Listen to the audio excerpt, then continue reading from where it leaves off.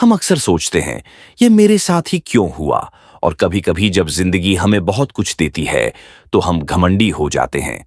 अपनी इच्छाओं और उपलब्धियों में हम भूल जाते हैं कि सब कुछ हमारे रचयिता ने लिखा है। हम उसकी योजना भूल जाते हैं।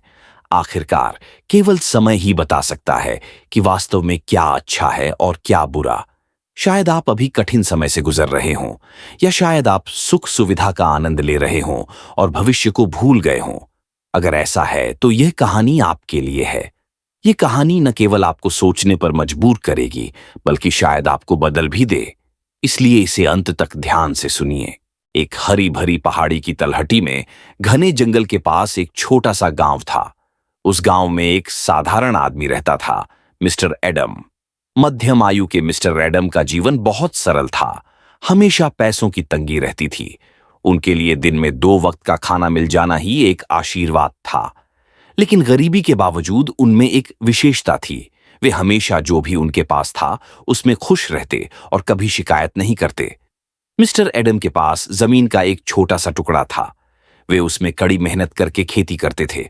उनकी मदद करता था उनका बेटा डेनियल और एक मजबूत सफेद घोड़ा, मैक्स। लेकिन मैक्स बाकी घोड़ों जैसा नहीं था। वह बहुत समझदार, मेहनती और तेज था।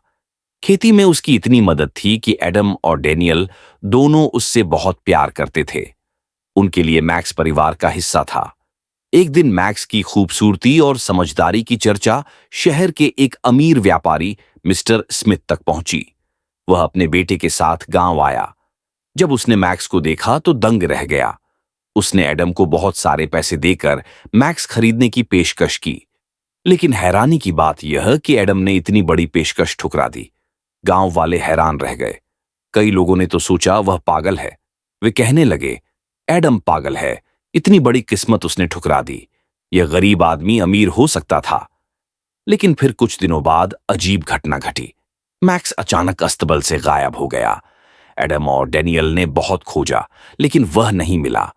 अब गांव वालों के पास और बातें करने का मौका था। वे हंसते और कहते, देखो, एडम तो इतने कीमती घोड़े को रखने लायक भी नहीं था। कुछ ने तो यह तक कहा, पक्का मिस्टर स्मिथ के आदमी उसे चुरा ले गए। डेनियल बहुत दुखी हुआ और बोला, पिताजी, हमने इतना कीमती खोया है, फिर भी आप शांत क्यों हैं? एडम मुस्कुराकर बोले, बेटा, हर चीज में अच्छा और बुरा दोनों होता है, ज्यादा चिंता मत करो। कुछ दिन बाद एक अविश्वसनीय घटना हुई। एक सुबह खेत में काम करते समय उन्होंने देखा कि मैक्स वापस आ गया है और वह अकेला नहीं था। उसके साथ 5 जंगली घोड़े भी थे। गांव में खबर फैल गई। जो लोग हंस रहे थे अब हैरान थे। वे कहने लगे, एडम कितना भाग्यशाली है। एडम फिर भी शांत रहे और बोले, शायद मैक्स अपने झुंड को ढूंढने जंगल गया था और अब वापस आ गया। अब सब लोग एडम को भाग्यशाली कहने लगे। लेकिन डेनियल ने देखा कि खुशी के इस पल में भी उसके पिता शांत थे। न घमंड, न उत्साह। डेनियल ने रोज नए घोड़ों को प्रशिक्षित करना शुरू किया। लेकिन कुछ दिनों बाद दुखद घटना घटी।